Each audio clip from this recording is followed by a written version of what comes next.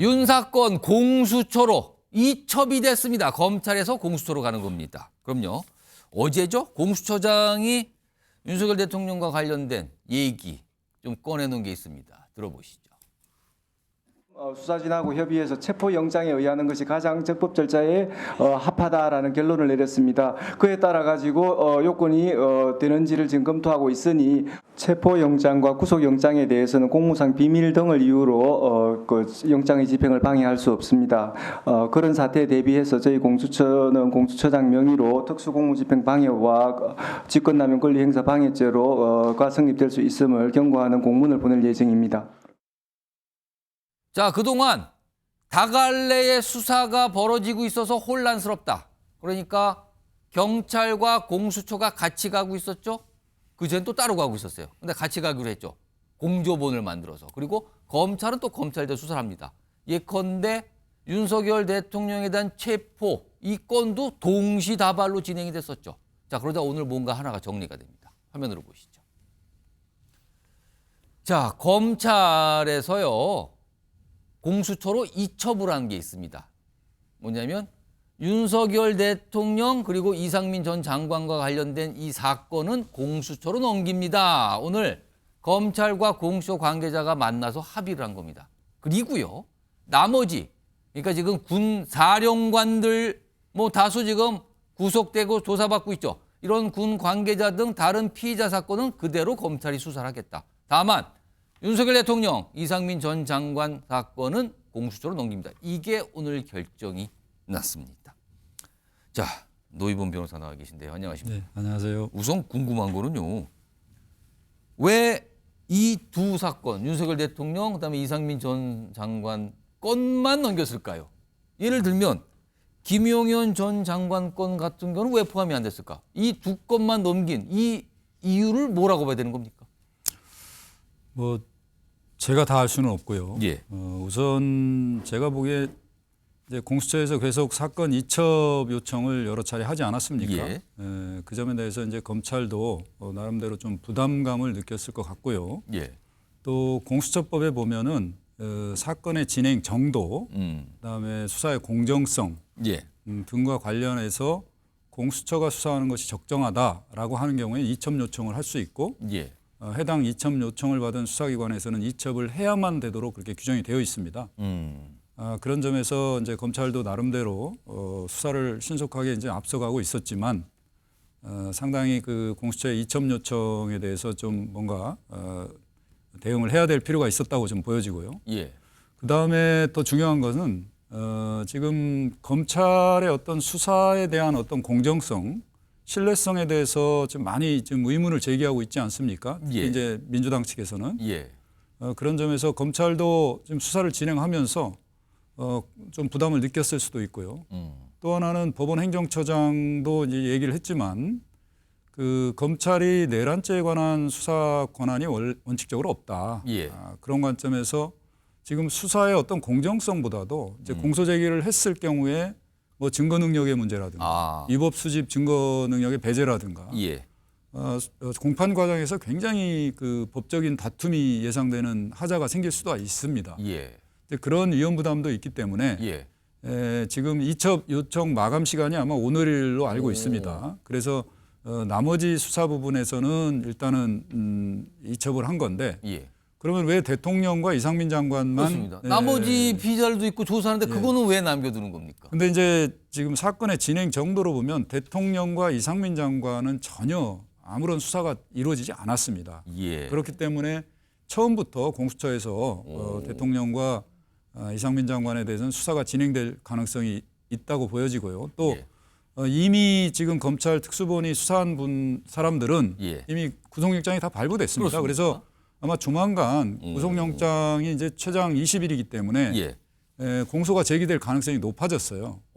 그리고 대통령에 대해서는 지금 출석에 대한 소환 조사를 계속 요구를 함에도 예. 대통령이 지금 불응하고 있지 않습니까? 예. 그래서 대통령에 대한 수사가 뭐 근시일 내에 이루어질 가능성도 없다라고 보이고 또 대통령이 계속적으로 불응하게 되면 예.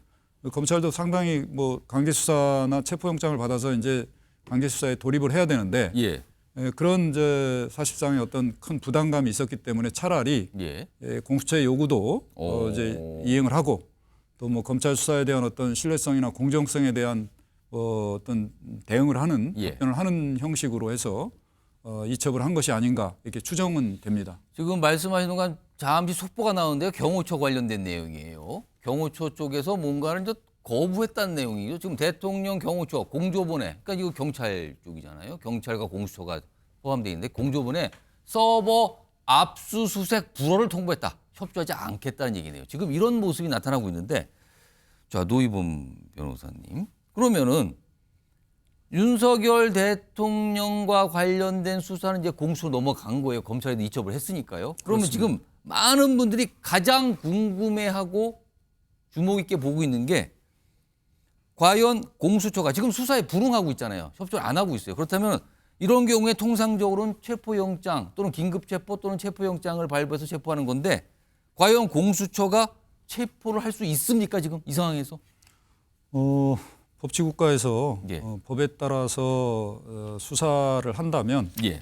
지금 체포영장의 발부 요건은 이미 충족했다고 보입니다. 충족을 왜냐하면 했다.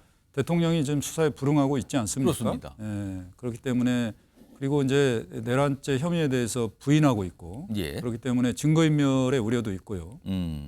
그리고 지금 내란죄 공범 즉 윤 대통령과 공모하여 예. 내란 범죄를 일으켰다고 한 사람들이 대부분 구속영장이 다 발부된 상태입니다. 그렇습니다. 그것도 한두 명도 아니고요. 예.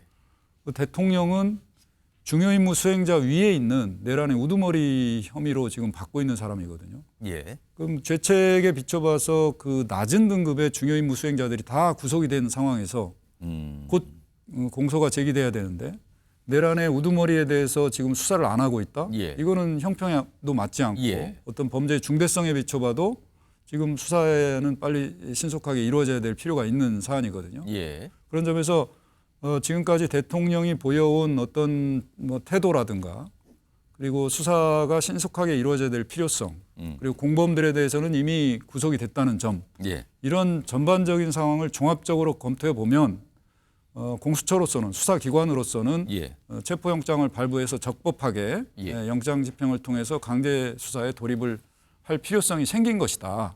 다만 이제 실제 그렇게 언제쯤 할 것이냐는 예. 이제 아마 좀 생각을 해보겠죠.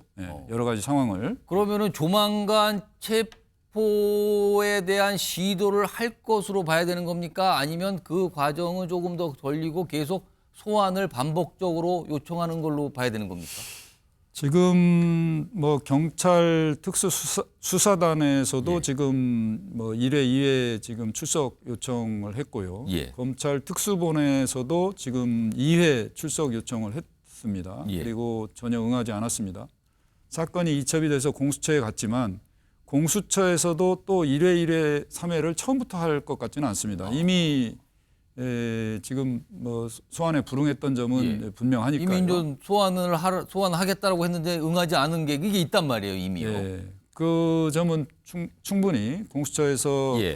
고려해서 뭐 강제 수사 여부를 좀 결정하지 않을까 싶고요.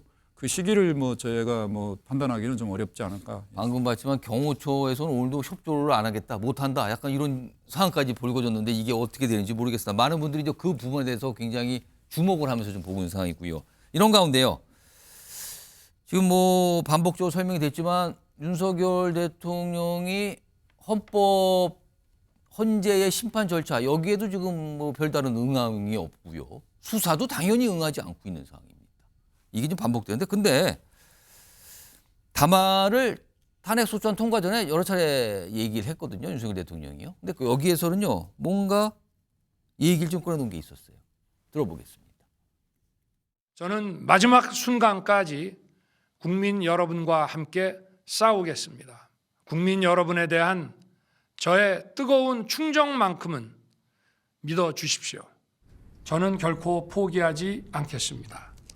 저를 향한 질책, 격려와 성원을 모두 마음에 품고 마지막 순간까지 국가를 위해 최선을 다하겠습니다. 자, 노 변호사님. 지금 윤석열 대통령 수사기관의 소환 요구도 응하지 않고 있고요. 뭐 접수도 뭐 수령도 안 되는 상황이 발생을 하고 있고 헌법재판소의 의결서도 이 수령하지 않고 있는데 이 의도를 뭐로 봐야 되는 겁니까 지금? 글쎄요, 제가 윤 대통령이나 윤 대통령 측의 의도를 제가 알 수는 없습니다. 근데 분명히 윤석열 대통령도 법적인 자문을 통해서 지금 어떤 모습을 보이는 거 아닙니까 지금? 예. 또 어떤 의도라고 봐야 됩니까? 뭐 저는 뭐 재판을 좀 더 지연하면서 예. 뭐 수사 및 탄핵 심판 절차의 어떤 대응 방법이나 내용을 좀 구체화하기 위한 어떤 시간 벌기용 아닌가라는 예. 뭐 그런 생각은 듭니다. 다만 매우 부적절한 행태다라고 예. 좀 말씀드리고 싶은데 대통령은 담화에서 예. 이번 계엄 사태에 대한 법적 정치적 책임을 회피하지 않겠다라고 분명히 그렇습니다. 국민들에게 얘기하지 거기 않았습니까? 정치적 중에 법적인 것도 들어가 있었어요. 뭐 지금 아까도 보셨다시피 뭐 국가 이익을 위해서 뭐 최선을 예. 다하겠다라고 했는데 과연 이 헌정 질서 파괴로 인한 이 회복 절차인데요.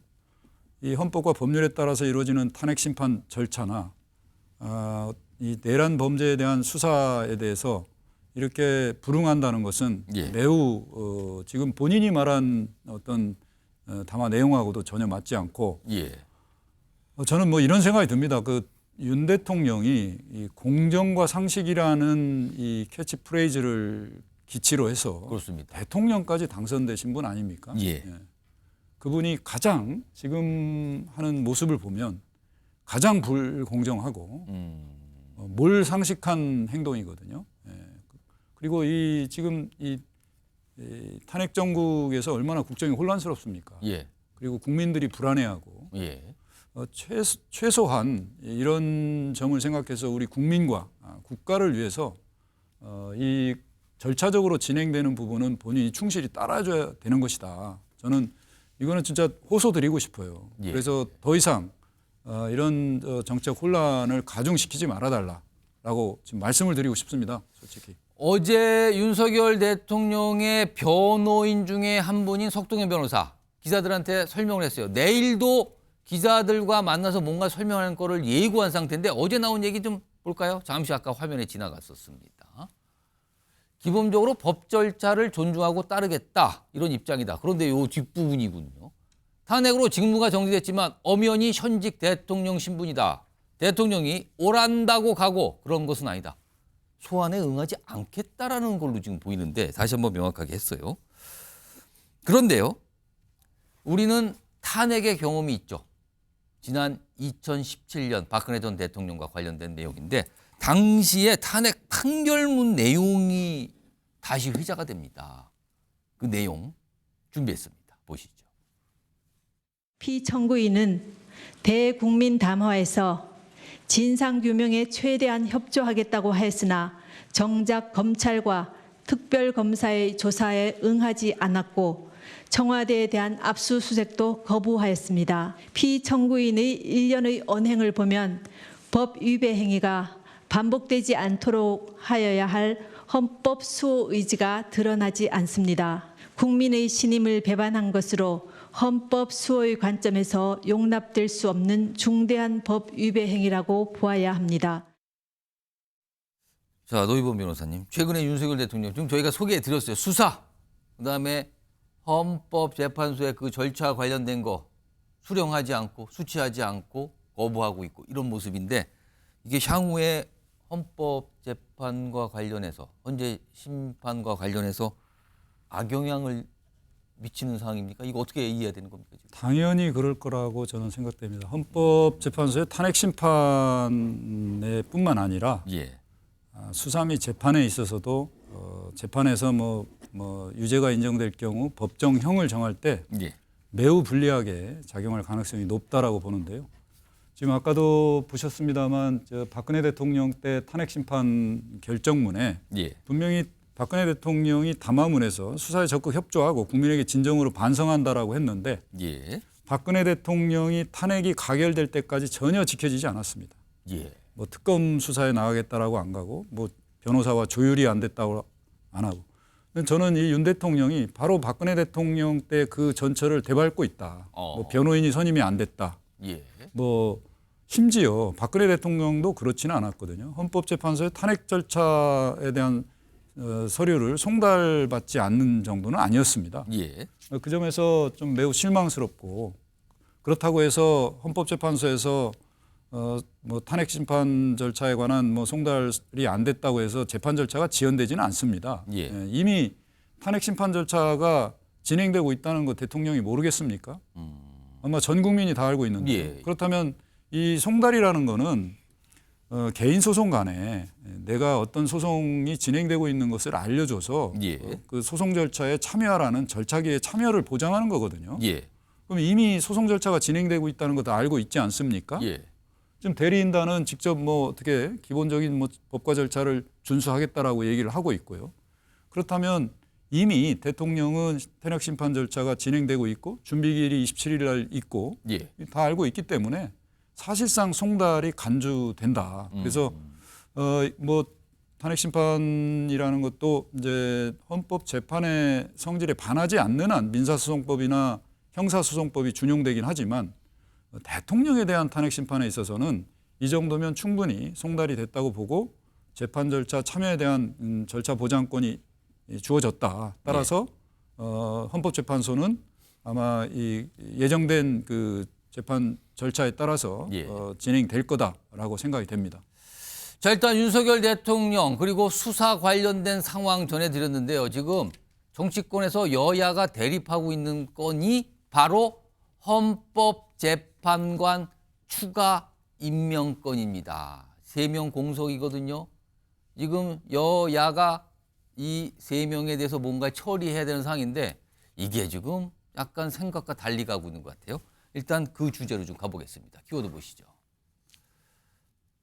그러면 여러 의원님들께서는 위원장으로 추천하실 의원이 있으시면 추천해 주시기 바랍니다.